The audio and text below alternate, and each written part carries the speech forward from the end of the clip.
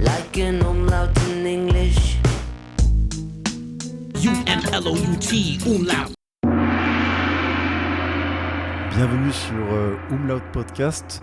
Aujourd'hui, je reçois Léo. Salut Léo, comment tu vas ? Salut, merci, ça va et toi ? Ça fait plaisir de te recevoir. Ça fait un bout de temps qu'on en parlait. Et là, c'est l'occasion. Donc, je vais vite te présenter avant directement d'enchaîner sur la première partie. Mais donc, tu es Léo, chanteuse, guitariste. Et là, justement, tu sors ton premier album Cycle le 22 mars. Alors, je sais pas si le podcast, j'essaierai de faire en sorte qu'il sorte à ce moment-là, ou plus ou moins, mais en tout cas, on sera pas loin. Et un mois plus tard, quasiment le 18 avril, tu fais ta release party à la salle Okegame à Tours, et accompagné de l'artiste Dali, c'est ça, qui fera ta deuxième partie ? Exactement, c'est ça.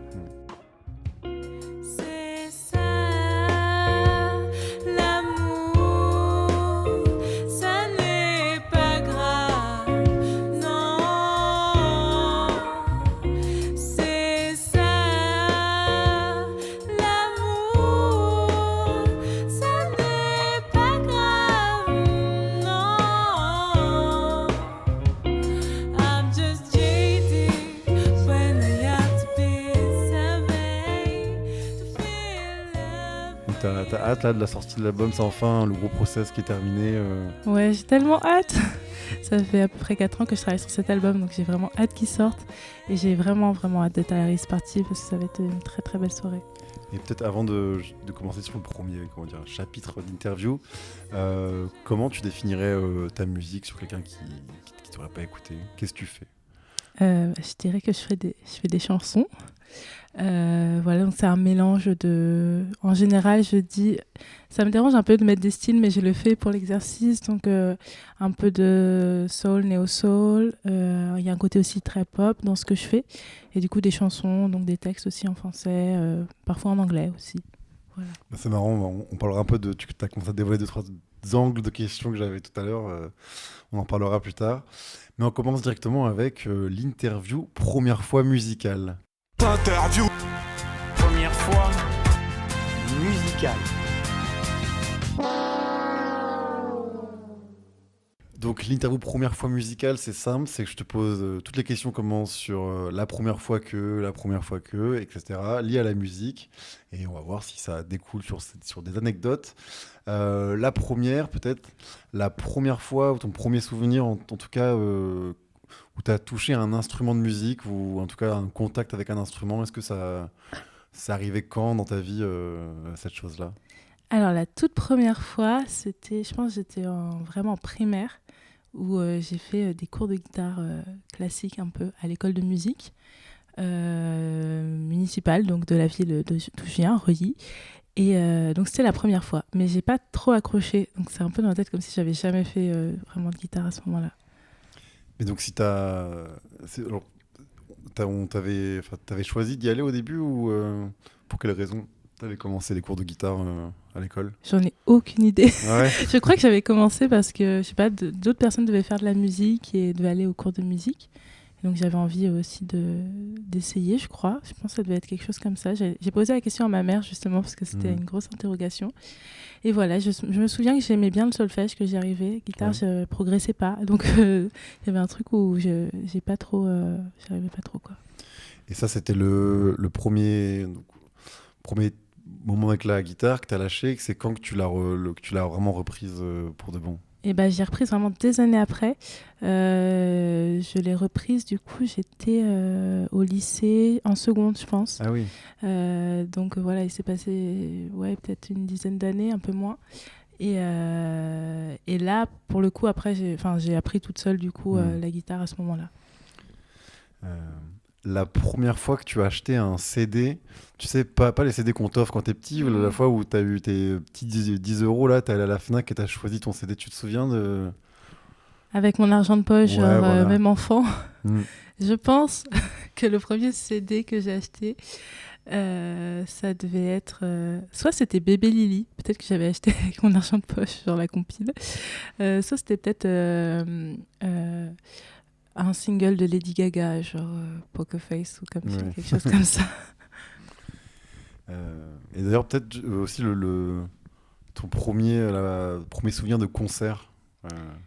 Ouais, ça c'était Émile et Images. Ah ouais? Ouais, mais je me souviens pas très bien du concert. Je me souviens juste qu'après, on devait aller faire un autographe à la fin et je comprenais pas trop qui c'était.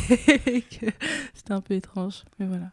Et la première fois que tu es allé à un concert, mais cette fois-ci, ou pas encore une fois comme tout à l'heure, tu as pu choisir avec ton argent de poche, en tout cas, un artiste parce que j'imagine, Émile Image, c'était pas forcément toi. Non, c'était Foire Expo de Vierzon, Ah c'était ouais. ce qu'il y avait. Non, le premier concert, vraiment, c'était le Printemps de Bourges, je pense, mes premiers concerts. Voilà, avec des amis. Donc, on habitait pas loin de Bourges, donc c'était un peu l'événement d'aller au Printemps de Bourges, on réserve nos places et ça a été, je me demande si c'était pas M ou quelque chose comme ça, enfin les soirées au W quoi. Le premier morceau que tu as appris à la guitare, justement, pour revenir là-dessus. Alors je pense que le tout premier morceau que j'ai appris ça devait être Zombie de Cranberries, comme beaucoup de chants. Et après, vite, mon but c'était de faire du Célassou rapidement, donc voilà.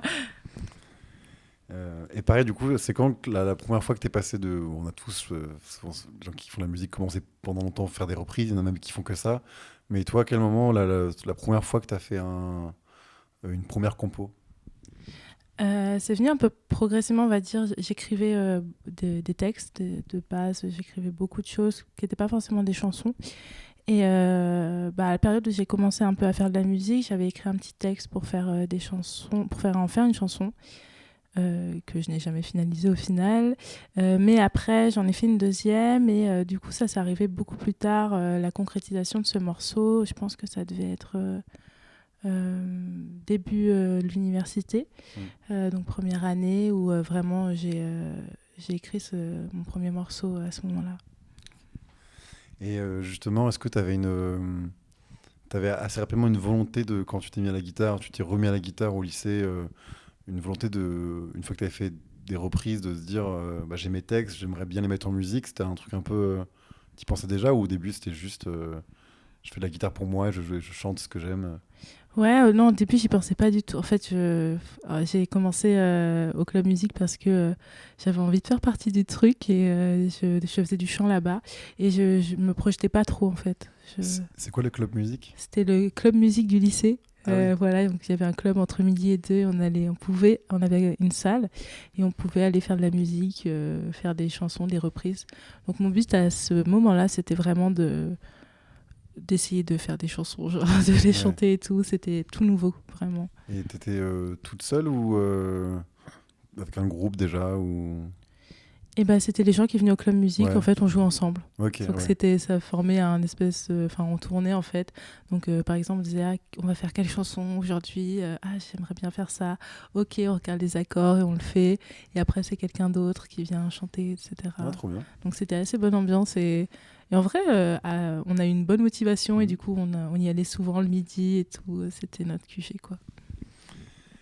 Et là, on a parlé des premiers concerts en tant que spectatrice, mais c'est arrivé quand ton premier concert où c'était toi qui a joué? Tu te souviens de ce souvenir?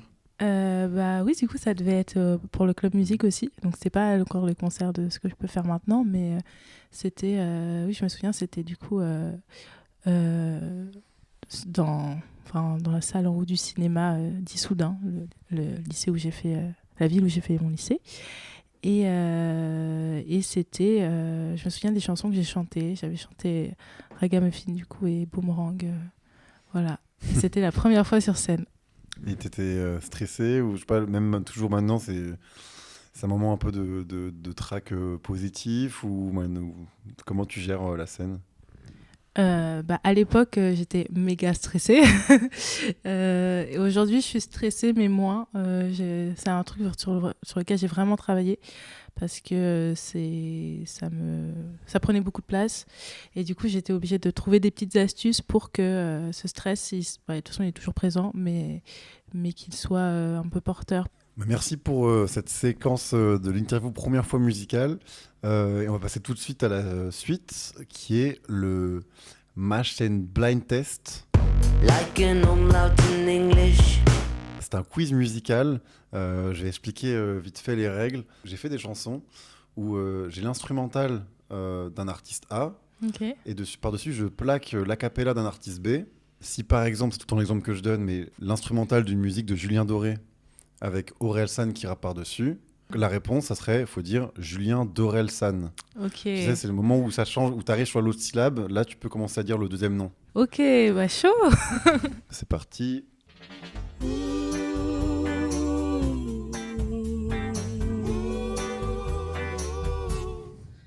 Où est le pot sur lequel je me reposais? La présence chaude que mon corps aimait serrer.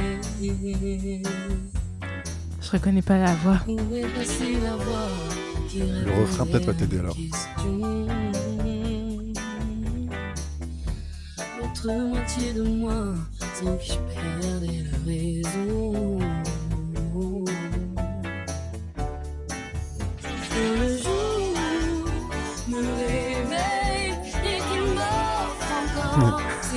C'est hyper dur. J'en ai un sur les deux. Tu as qui? Ben l'Oncle Soul. Ouais. Et l'autre, c'est une personne que tu m'as dit. C'est une personne que je t'ai dit. Ouais. Alors, j'ai un tout petit peu triché, j'ai enlevé une lettre pour que ça fonctionne. Ok. Pour t'aider, elle a été, par exemple, elle a été un moment longtemps, il me semble, jury de The Voice. Amel Ben l'Oncle Soul. Bravo. Amen Ben l'Oncle Soul. Amel Ben qui chante sur du Waouh. Ben l'Oncle Soul. Voilà. Bravo. T'as vu ça? Bon, c'était pour te mettre en jambe, mais Ok. maintenant, deuxième morceau.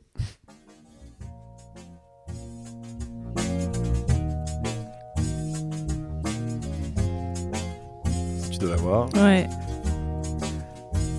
Rien n'a changé dans nos cœurs, c'est toujours la vie d'Adoka. Ouais, chica passe au local, je suis un démon magnifique, ça sera toujours nous les coupables. Coupables d'être africains, coupables comme Kadhafi ou comme Nelson Mandela. Un rappeur. Ouais. Même on a trop souffert, m'a dit, j'ai écrit qu'on devait souffrir plus que les autres. Et les autres, et leurs fils, ils nous ont tout pris. Donc moi je vais voler chez les riches, comme mon père m'a dit. La la la la. Oui, je chante l'amour au milieu de cette guérilla. Le titre s'appelle Guérilla. Je sais pas si tu l'as. Ah, je crois que je l'ai pas. Ouais. Bah,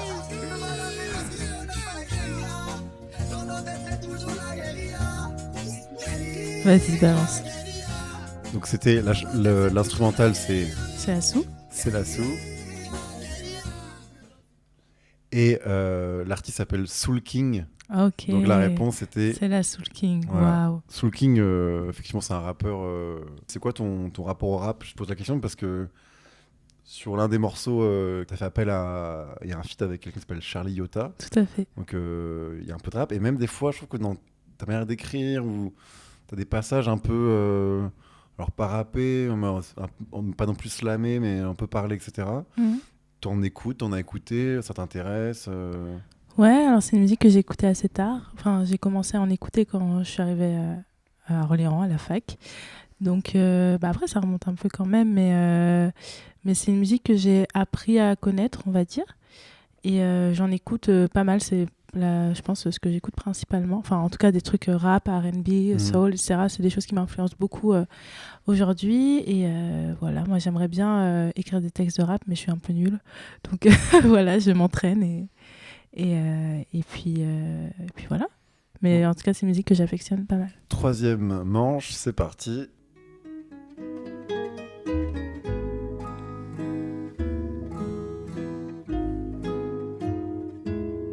À force de tirer sur la corde, traverser jusqu'à ce que ça déborde. Jusqu'au jour où c'est toi qui déclare forfait. J'ai pas l'instru. Tu peux dire la chanteuse, Bonnie Banane. Bonnie Banane.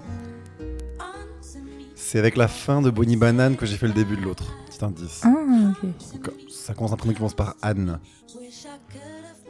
Une chanteuse qui. Bonnie Banane Sylvestre. Oui. Waouh. C'était. Stylé. Et oui, c'est l'instrumental de Les gens qui doutent. Ok. Tu l'as trouvé. En tout Ouais. cas, celui-là. Bravo à toi.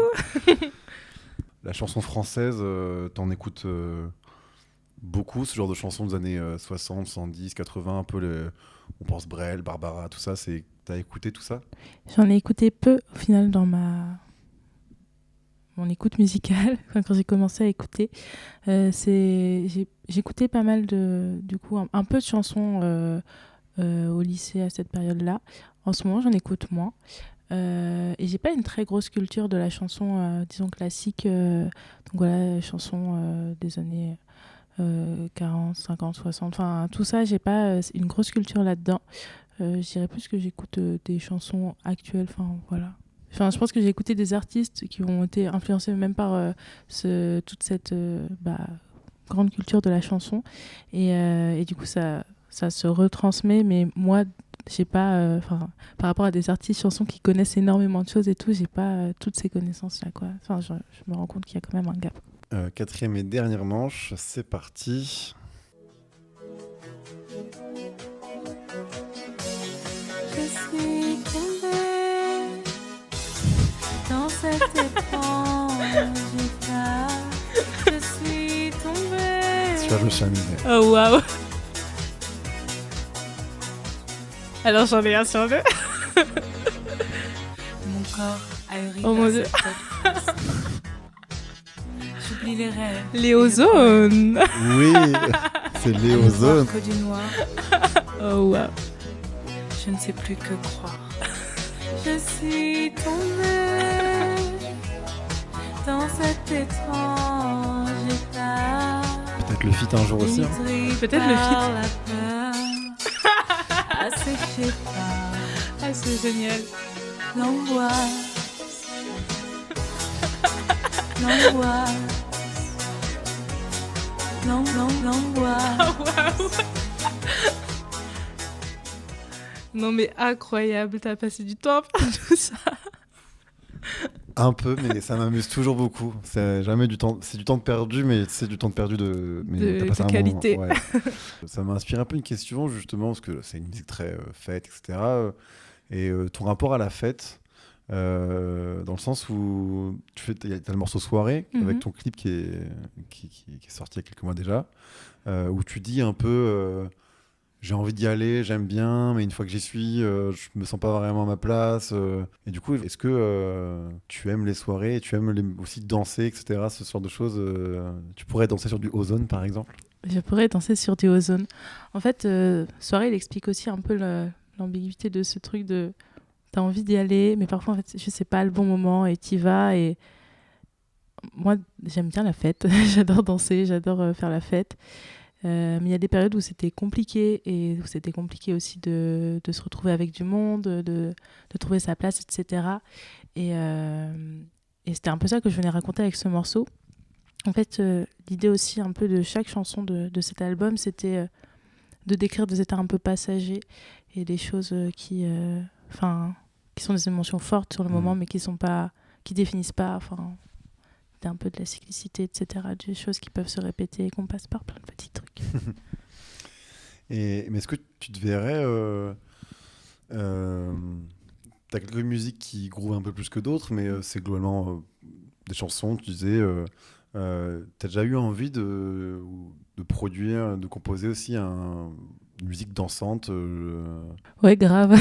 Ouais. Là, donc là, jusque maintenant, jusqu'à cet album, non. Avant cet album, je me disais que c'était pas trop mon truc et peut-être pas pour moi, etc. Et là, j'ai envie, je pense, prochain projet, c'est un projet pour danser. Trop bien. Voilà. Mais pour le moment, j'ai rien écrit. J'ai pas écrit grand-chose. Mais voilà.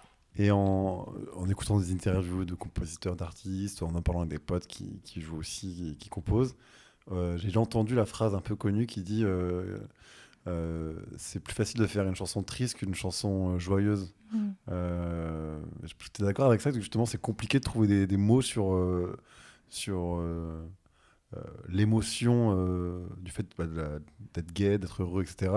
Vis-à-vis de des fois on peut dire en fait oui, une rupture, d'un coup j'ai 15 idées de chansons, alors qu'en fait des gens des fois disent en fait quand je suis heureux j'ai pas envie d'écrire vu que je suis heureux. Je sais pas si tu vois. Ouais, je vois carrément. Déjà il y a ce truc de en fait, quand t'es triste, t'as besoin de faire un truc pour être moins triste. Du coup, quand ton truc, c'est d'écrire des chansons, t'écris plein de trucs, tu fais plein de choses. Enfin, moi, je sais que ça me fait ça. J'ai besoin de sortir les trucs. Donc, c'est des moments où je suis productive. En tout cas, sur le côté un peu création, etc., où j'ai besoin de mettre les choses quelque part. Et ouais, il y a ce truc de quand tu fais faire une chanson un peu joyeuse, etc., moi j'ai toujours un peu ce regard de est-ce que je suis en train de faire un truc hyper niais ou je sais pas. Et je trouve ça peut être plus compliqué quand c'est pas trop ton truc de base. Et ouais, après j'ai quand même envie d'écrire des chansons quand je suis joyeuse. Ouais. Mais ouais, je pense que, je sais pas, pour moi c'est peut-être plus simple d'écrire sur les choses un peu deep parce que j'en ai besoin et que c'était aussi ça. Enfin, à la base, je me considérais pas trop comme musicienne quand j'ai commencé la musique, donc mon truc c'était plus de raconter un peu ce que j'avais à dire, ce que je ressentais, etc. Et donc c'est pour ça que j'ai écrit beaucoup de chansons comme ça. Merci. Merci D'avoir à prêté toi. au jeu des quatre petites chansons du Mashed and Blind Test. like an umlaut in English. Quand je t'ai demandé il y a une semaine quels artistes t'ont inspiré en adolescence, actuellement, qu'est-ce que t'écoutais, il y a eu c'était que des artistes féminines. Et je me suis interrogé là-dessus, est-ce que c'était du hasard ou est-ce que t'es plus facilement touché par des femmes qui font de la musique? Je pense qu'il y a un peu des deux. C'est un peu du hasard et aujourd'hui, je conscientise un peu plus le fait d'écouter des projets portés par des femmes, etc. Mais avant, c'était juste, je pense, peut-être aussi d'avoir des figures auxquelles m'identifier ou en tout cas, je pense que c'était très inconscient. Et puis un peu de hasard. Il y a une asso qui s'appelle Nana on Stage, dans laquelle tu fais partie, qui justement parle de ces inégalités-là, de traitement entre musiciens et musiciennes, le nombre de places qu'ils ont en concert, en festival. Est-ce que justement, c'est ça que tu veux, quand tu dis conscientiser maintenant, c'est par rapport à ça aussi? Oui, c'est ça, avoir envie un peu de... Enfin, me rendre compte aussi que... Enfin, les artistes qui m'ont le plus inspiré, du coup, là, dans la sélection que je t'ai envoyée, c'était des femmes, mais bon, voilà, un peu le hasard. Mais aussi dans ce que j'écoute de tout. Donc, il y a des projets portés par des mecs, etc. Et c'est juste aujourd'hui, je conscientise plus le fait de vouloir mettre en avant des projets portés par des femmes ou des minorités de genre et aussi écouter ces projets, voir comment ces personnes racontent aussi différemment. Enfin, j'ai du coup une écoute peut-être... Enfin, je vais plus chercher ça en tout cas. Et ça amène dans la dernière partie du podcast déjà, où on va un peu parler de ton album qui sort dans quelques jours, Cycle. Oui. C'est un 12 titres, je rappelle, qui sort le 22 mars.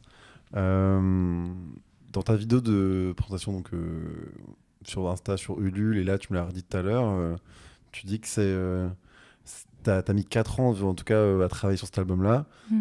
Qu'est-ce qui a mis autant de temps? Eh ben, bon, déjà j'ai mis... faut savoir qu'au début j'étais juste en guitare-voix, enfin toi tu dois le savoir du coup, mais et donc déjà il y a eu qu'est-ce que je fais pour cet album, ce premier album, sachant que j'avais des idées un peu, enfin je voulais rester dans la direction du projet que j'avais commencé, et donc il y avait la première question que je me suis un peu posée, c'est est-ce que je reste du coup en acoustique guitare-voix, est-ce que j'arrange les morceaux, si oui comment, avec quels instruments, et donc il y a eu un peu toute cette phase de composition et de questionnement qui a duré je pense environ 1 an. Je suis tombée dans cet étrange état, seule, incapable d'en sortir, seule. J'ai commencé du coup en février 2020 avec une petite résidence. Et après, voilà, il y a eu l'enregistrement. Enfin, il y a eu Covid direct, vers la février 2020, c'était un mois juste avant que tout s'arrête. Ouais. Totalement. Je me suis préconfinée vraiment dans une maison à Poitiers, je me suis enfermée. Et j'ai écrit des chansons du coup là-bas. Donc peu en fait qui sont restées, il y en a encore qui sortiront peut-être plus tard. Et donc après il y a eu le confinement, donc j'ai eu plus de temps aussi pour pouvoir me poser, tester des choses, écrire, etc., composer. Après je pense que j'ai commencé à arranger en 2021 ou fin 2020. Ouais, fin 2020, je pense que j'ai commencé à arranger. Et fini d'arranger début 2021. Et après j'ai cherché du coup les musiciens avec qui j'allais bosser, etc. On a travaillé le répertoire ensemble, on allait enregistrer. Après cet enregistrement, du coup il y a eu le mixage, le mastering. Et après il y a eu j'avais le CD du coup, pas le CD mais les sons en tout cas. Et il y a eu tout, comment je le sors. C'est un premier album, donc ça a compté beaucoup pour moi. J'avais envie d'avoir un entourage professionnel aussi pour le sortir, de pouvoir prévoir une date, etc. Donc il y a un peu eu tout ça, tous ces à côté un peu de la musique que je maîtrise beaucoup moins et qui sont pas trop, un peu difficilement accessibles. Et donc j'avais envie de prendre du temps pour vraiment baliser ça, quoi. Est-ce que justement tu parlais de trucs que t'écris, que tu composes, mais globalement tu pars de... Est-ce que souvent c'est d'abord des textes, après tu te dis bon je le mets en musique, ou tu peux partir d'accords et après tu te dis maintenant il faut que je trouve une mélodie, un texte, tu composes comment? Ça dépend, j'ai vraiment pas de recette. Il y a des chansons vraiment, c'est des textes que j'ai écrits, des petits poèmes, et après je les mets en chanson, en musique. Parfois j'ai juste des mélodies qui me traitent dans la tête, du coup j'en fais quelque chose. Parfois j'ai des accords que je kiffe bien, donc j'essaye de les développer, d'écrire des petites mélodies dessus. Vraiment ça dépend. Souvent c'est un peu des choses, je dirais, c'est plutôt un truc qui me reste en tête, qui prend de la place et que du coup il faut le sortir, quoi. La plupart des chansons sont en langue française dans tes textes là. Mais il y a aussi des parties un peu en anglais, et puis je crois qu'il me semble que ton premier single sur les plateformes il est en anglais aussi. Est-ce que tu as d'abord commencé par l'anglais? Souvent on dit que au début on a un peu, pas honte, mais le français ça fait peur un peu d'écrire en français, de chanter en français. Qu'est-ce qui a fait que maintenant tu chantes en français et ça te plaît en plus? Oui, du coup j'ai commencé par l'anglais. Alors je sais pas trop pourquoi, je ressentais pas forcément de honte en français, mais je pense que c'est surtout une sorte de culture de ce que j'avais écouté. J'écoutais beaucoup de chansons en anglais en fait. J'avais une période aussi où j'étais vraiment, j'adorais l'anglais. Enfin je sais pas, j'aimais les images et comment la langue, voilà ce que ça apportait, etc. Donc du coup j'écoutais, je lisais beaucoup de choses en anglais, donc ça me venait comme ça. Et puis après j'ai toujours un peu, j'avais pas trop fait de choix à ce niveau-là, donc parfois j'avais des chansons en anglais, parfois des chansons en français, et là pour l'album il se trouve que c'était plus des chansons en français, parce que aussi j'avais délaissé ce truc un peu d'écouter plein de choses, de lire plein de choses en anglais, donc je pense que ça me venait, j'ai commencé aussi à découvrir plus d'artistes qui me plaisaient du coup en français, ouais. Etc. Et voilà, et donc je sais toujours pas si j'ai fait vraiment ce choix-là, si j'ai envie de tout le temps écrire en français. J'essaye d'avoir une plus grande flexibilité, de faire sonner mes phrases en français, là dans les nouvelles choses que je compose en anglais, de les chanter en français, de voir est-ce que ça change vraiment quelque chose, comment je me sens là-dedans, voilà. Like an umlaut in English. Merci beaucoup. Merci à toi. Puis j'espère que les auditeurs, auditrices, ça leur a donné envie d'aller écouter le 22 mars sur les plateformes l'album Cycle. Tu le sors en physique aussi? Oui, c'est ça. Trop bien. Il y aura un petit CD tout beau fait par, du coup, la pochette a été faite par Lola Cendrier, une amie de longue date de collège, sans qui peut-être je n'aurais pas fait de musique. Et voilà. Donc 22 mars, Cycle, et puis le 18 avril, Salle au Kogem à Tours, oui. La release party. Et ça va être une dinguerie, faut venir. Bon, moi je serai là en tout cas. Merci. Merci beaucoup Léo, et puis à la prochaine. Merci à toi, salut. Salut.